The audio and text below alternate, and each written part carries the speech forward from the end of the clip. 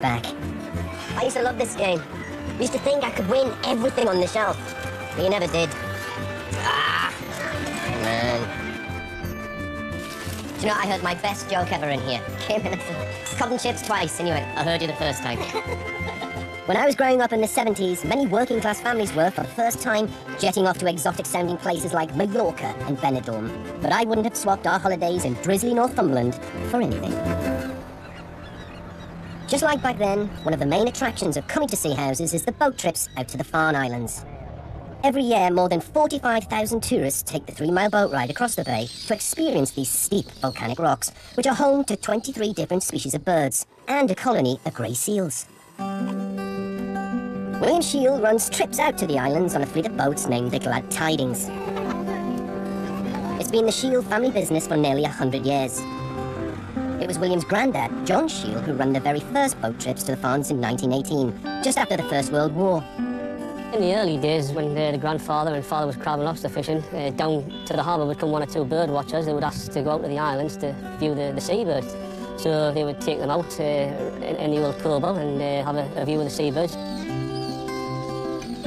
Seahouse's main industry moved from fishing to tourism in the 60s and 70s.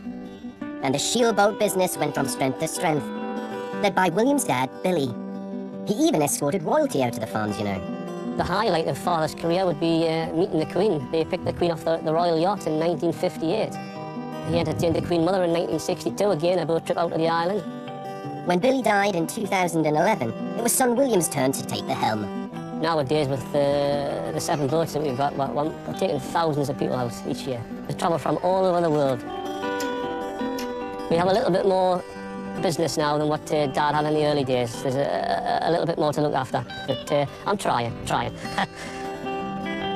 Today, William's taken time out from his busy schedule to escort another keen visitor out to the Farnes. I'm looking forward to this. William. Hello, Robson. How are you, man? Too bad. Good to see you. You too. Really good to see you. Is it important to you to carry on what your dad had with the boats? I would say so. You have to go to legacy. So I think it's only fair that I carry it on. There's lots of tourism comes here. And they're keeping you busy? We are. They're keeping us busy, yes. Good. Yeah. Your dad will be proud. Your dad will be proud. Right, William. Pedal to the metal. Let's go.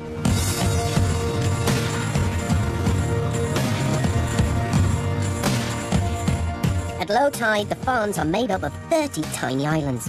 I'm travelling to one called Inner Farne. The islands are uninhabited apart from a handful of National Trust rangers who spend 9 months here every year, looking after one of Britain's largest bird colonies. I'm going to spend the next day and night living with the rangers to experience a side of these islands only a privileged few get to see. I've got a feeling the next 24 hours is going to be a whole new experience. I have no idea what to expect. But whatever happens, I've got a feeling it's going to be entertaining. As we approached the island, I was in for a surprise. Wow, look at you beauties! I wasn't prepared for the sheer number of birds that greeted me. Tens of thousands of them. The Farnes in peak season are one of Britain's greatest natural wonders. The noise is deafening. That is unbelievable! Look at that sight! You got puffins, you got guillemots, cormorants. Isn't that just wonderful? Well, I never.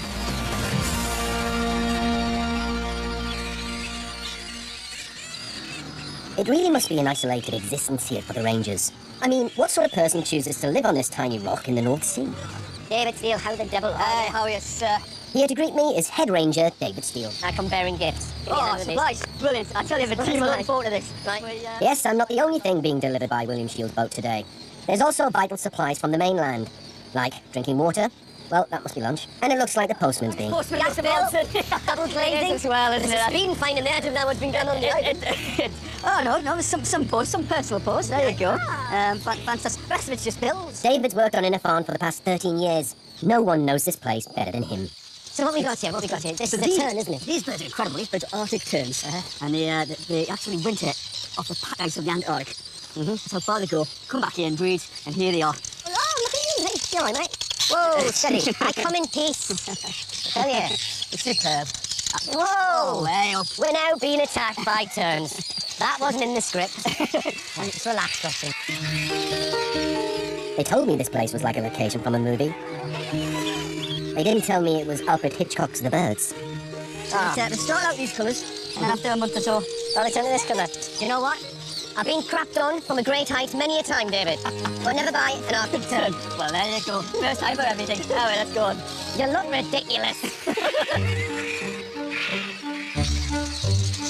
It's absolute mayhem, David. It's absolute chaos. Once just attacked the director. I think it's drawn blood. All right, just listen up. I come out, you swine! He got me! It's not often you find yourself outnumbered 30,000 to 1 by another species. Did you ever get the feeling you're not wanted, Robson? I'm trespassing. This is definitely their land. The inner farm belongs to the birds. And I can see why David and his team, the Rangers, want to preserve something like this.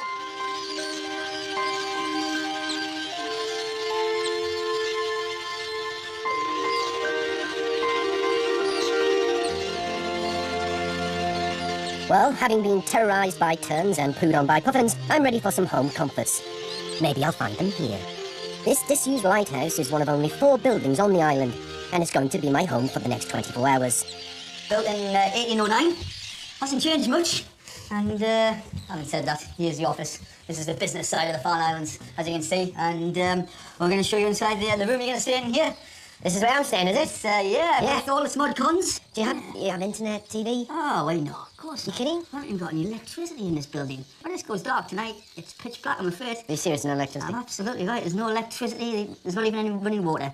You know the worst thing as well? What? Toilets. We've got to run through all them Arctic terns as well. Outside toilets. Just going to ring the agent. But I have to say, pretty treacherous waters out there, and they're not this calm every day of the year. No. So what happens when you're kind of cut off from the mainland? Well, the fun and games start, really. A few years back, we had this big storm kick off. We weren't expecting it. We were cut off here for 17 days. We actually ran out of fuel on day 10, and we just lost contact with the outside world. That was it. I'm not sure I could cope with being stranded out here. I mean, how would I find out how Newcastle got on a Saturday? I mean, it is quite a racket, but you know what?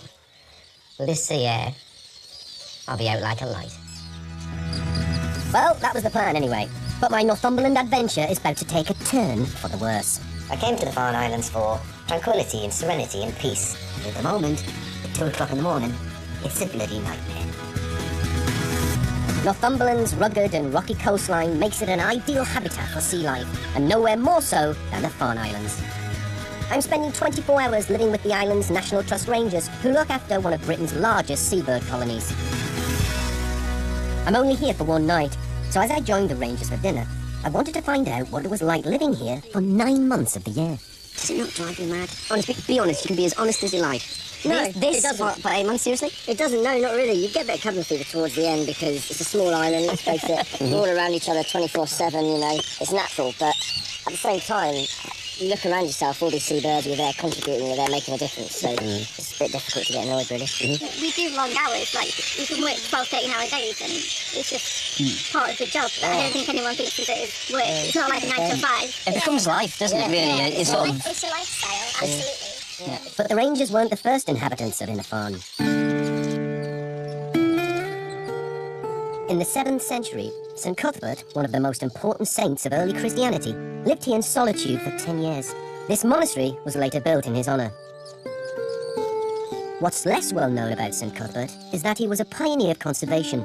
While living on this island, he created the world's first bird protection laws in order to preserve the Farne's wildlife for future generations. Without St. Cuthbert, the Farnes might not have the bird life I'm experiencing today. Do you know what, a lot of people might think that St. Cuthbert living here on his own for 10 years, and you living here for 13 years, might be quite a lonely and isolated existence. Is it? No, not at all. I mean, the Farnes itself it's a staggering place to sort of live and work. You know, the islands, there's just something special about them, there's just something spiritual about them. You almost go back to nature. This is a phenomenal place. As the sun sets on Inner Farne, I'm starting to understand why David and his team love this island. I head to bed with a feeling of contentment and ready for a good night's sleep.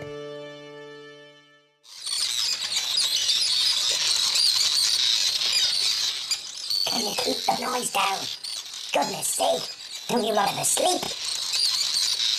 I came to the Farne Islands for tranquility and serenity and peace. And what do I get? A cacophony of guillemots, terns, and puffins. If they don't shut up, there's going to be turn tart and puffin pie on tomorrow's breakfast menu. Robson Green, telling you that this is my Northumberland. And at the moment, at 2 o'clock in the morning, it's a bloody nightmare.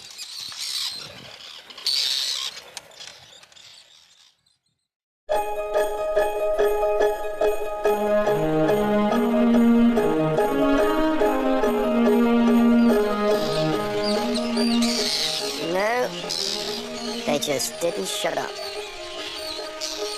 The rangers tell me, oh, you get used to it after a while. Well, like St. Cuthbert, it'll probably take me 10 years to get used to this. Whoa. Well, that's just woken me up. Great.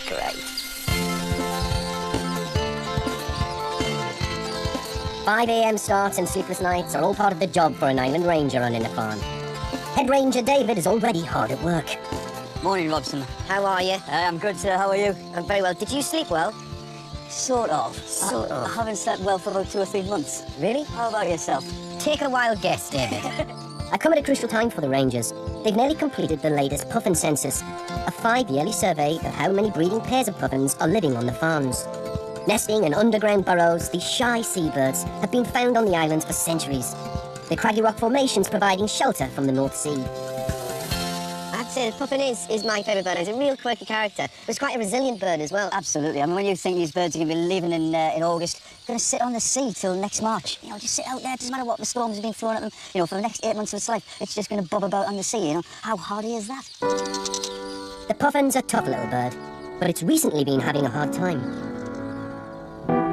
The last census showed numbers had dropped by 1/3. And last spring, hundreds of dead puffins were washed up on the northeast shoreline, having struggled to cope with the stormy weather. Which makes this year's census all the more vital. Our first task is to check these burrows for any puffins that need adding to the count. This is the first time this chick, sir, there you go, has seen the outside world. Poor thing. Thinking you're not my father. Don't worry. We come in peace. We're here to look after you and your mum and dad. So you can see how they dig their burrows. They've got these incredibly sharp claws. And then they've got a very distinctive bill, which they'll use to dig out as well. Just going to flip him on his back. So it's just like wearing a little identification tag with a distinctive number. The ringing can only be undertaken by a qualified National Trust Ranger, and it's no easy task. Oh, he's got... Hey. Takes up. I bet Bill Oddie doesn't have to put up with that.